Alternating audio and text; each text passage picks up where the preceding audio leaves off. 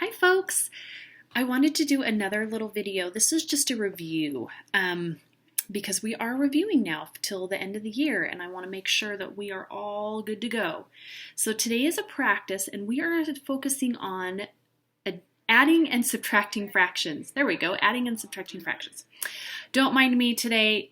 I'm actually recording this on a Saturday, so I'm not looking fab today, and that's okay. I don't care. All right, let's get to work. So let's just review a little bit. Oh, not only are we adding and subtracting fractions, but we're adding and subtracting decimals as well. And that's what I want to start with today on our review. I'm going to get my whiteboard here so that we can be all together. Oh, she's going to be so sad. I have to erase her cute handiwork here. Sorry, Avery. Oh, darn it, she worked so hard. I know, it's so fun to write on the whiteboard. Let's start, like I said, with decimals. So here's an example. I'm going to put 7 9/10 minus 3 47/100. So minus, now see, if I write this out like this, 7 9/10 minus 3 47/100. You can see that high, right? Sorry if there's a glare. When I write this vertically, I have to remember to line up my decimals. Line them up, line them up. Remember, we sing the song and you hate it so much, but hopefully it helps you remember. We have to line up the decimals. So here's my decimal with 7.9. When I put 3.47 underneath, I definitely cannot put it over here because my decimal is this, it's over here. That does not work. We've got to line up the decimals. So I'm going to try again. And I'm going to write minus 3.47. There we go. My decimals are right on top of each other. We're super good. Now, anytime I have a blank spot, I'm just going to put a 0. There we go. Let's subtract. I cannot do 0 minus 7. That does not work. I've got to go next door, and I've got to take 1 from this 10ths place, so this becomes an 8. And I put that 10th right over here, so now I've got a 10. 10 minus 7 is 3. 8 minus 4 is 4. I can bring down the decimal right now if I'd like. And 7 minus 3 is 4. So my answer would be 4 43/100. Same goes for adding decimals together. We always line up those decimals. They've got to be right on top of each other. Okay? All right, that's our first review.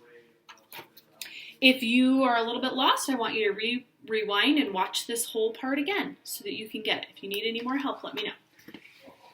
Now, I'm trying to keep this video short because I know that you are done.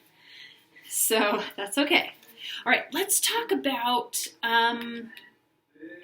fractions. We're adding and subtracting fractions. What is the most important thing that we have to do when we're adding and subtracting fractions?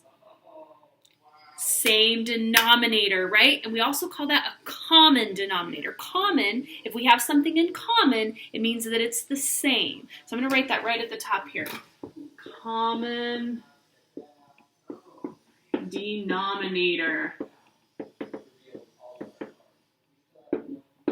There we go, common denominator. That's what we've got to do when we add and subtract. Now, it might be a little tricky finding a common denominator, but if you remember back throughout the year, I gave you some strategies. There were 3 different ways actually that we could find a common denominator. We can kind of go through those as I do this. I've got one problem that we can do together.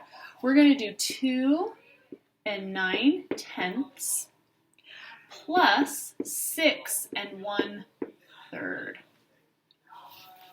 Okay, so here's our denominator. We've got 10 over here, and this denominator is 3. They're definitely not the same, so we've got to make them be the same. What we're going to do is make equivalent fractions with the same denominator. Okay, so the new fractions that we make are equal to the ones that we started with. That's why our math will work just fine, but we'll have a common denominator so that we can add and subtract. The easiest way to find a common denominator is to multiply the denominators together. That's the easiest way. Sometimes it makes a really high number, so it's not always the best way, but that is one way. Another way is to see if our denominators, if one will actually go into the other, like this. If I had a denominator of 8 and another denominator of 2, this would be a whole different problem, right? I would know that 2 goes into 8, so I would just change this one and leave him alone. So my denominator here, I would change to an 8, and I would say, oh, how do I get to an 8? 2 times 4. So whatever I had on the top over here, I would times it by 4, and I would come up with a new number for my numerator. Okay, so that's another way to find a common denominator. If we see if one number goes into the other. Okay, but the one that we're working on today, our problem, does 3 go into 10? Not evenly, right? So that's not going to work. If this was a 9, we'd be great, but it's not. It's a 10, so that's not going to work. So we better try my first option. The first thing I'm going to do actually though is I'm going to change these from mixed numbers to improper fractions. It's going to help me to add. Actually, you know what? Let's just do it this way. When I originally did it, I changed it to improper fractions, but I'm going to try it this way. I think our numbers might be easier to work with. So let's do that. So let's just work with our fraction parts here, okay? And the first strategy that I talked about was multiplying these denominators together. What's 10 times 3? 30. You got it. Okay, so here we go. We're going to put our 30. Oh, come on, marker. 30 down here and 30 down here. Okay, so we're going to make some equivalent fractions to go with it. So let's just try our strategy that we always used all year. We went from 10 to 30. How do I get from 10 to 30? 10 times what equals 30? 3, right? I'm going to write a times 3 over here just to help me out. And that tells me that whatever I did here on the bottom, I've got to do on the top. So 9 times 3 is 27. Good job. Okay, let's try that over here on the same thing. I don't know why my lid won't stay on here. Okay, I'm going from 3 to 30 because I'm making my common denominator. To get to 30 from 3 times what equals 30? Times 10. And that means that whatever I do with the denominators, I do with the numerators. 1 times 10 is 10. There we go. So now I have got, I'm going to subtract that just so I can see my problem a little bit better. I've got 2 and 27/30 plus 6 and 10/30. Let's see what we can get here, okay? Let's 2 plus 6 is 8. Well, I think we'll be able to see okay if I put it right here. And then, of course, we're going to keep the same denominator. So I'm going to just write my denominator over there. And then I've got 27 plus 10. 27 plus 10 is 37. So my answer is 8 and 37/30. You're right, we cannot end that way. We can't. I've got an improper fraction right here. We do not want to end with an improper fraction. That means an improper fraction, just to review a little bit, is when my numerator is higher than my denominator. We don't like that. Unless the specific math question is asking for an improper fraction, we don't ever want to end it that way, okay? That's not going to be our answer. Because this is bigger, we're going to have to rearrange things just a little bit here. And what we do is we say, okay, this number is bigger than this number. How many times will this number go into this number? How many times will 30 go into 37? just once, right? Because the next group of 30 would be 60.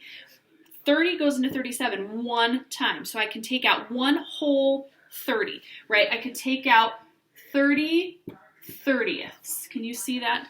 I can take out 30 30ths, and that gives me one whole. Remember, anytime my numerator is the same as my denominator, that makes one whole. 8 over 8 equals 1. 27 over 27 is 1. 30 over 30 is 1. And I'm going to take that out of this fraction right here. So I'm taking out this one whole. Okay, so I've got one whole that I'm taking out. And I'm going to, like, literally taking it out of this fraction. So if I take 30 out, I'm left with, if I take 30 out of 37, I'm left with 7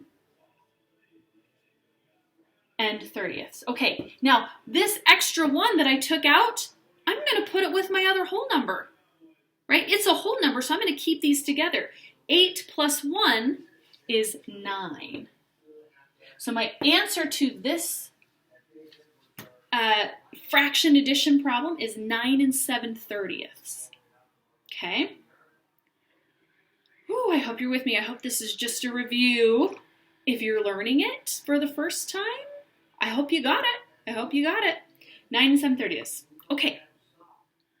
Same principles apply when we are subtracting fractions. We always find the same denominator. Common denominator, common denominator. That's the rule. Multiplying fractions and dividing fractions, those are different, but we're not doing those today. So today I just want you to make sure. Adding and subtracting fractions, common denominator. Adding and subtracting fractions, common denominator. You got this. Now I want you to do the quizzes that is listed on this assignment. Let me know how you do. Good luck.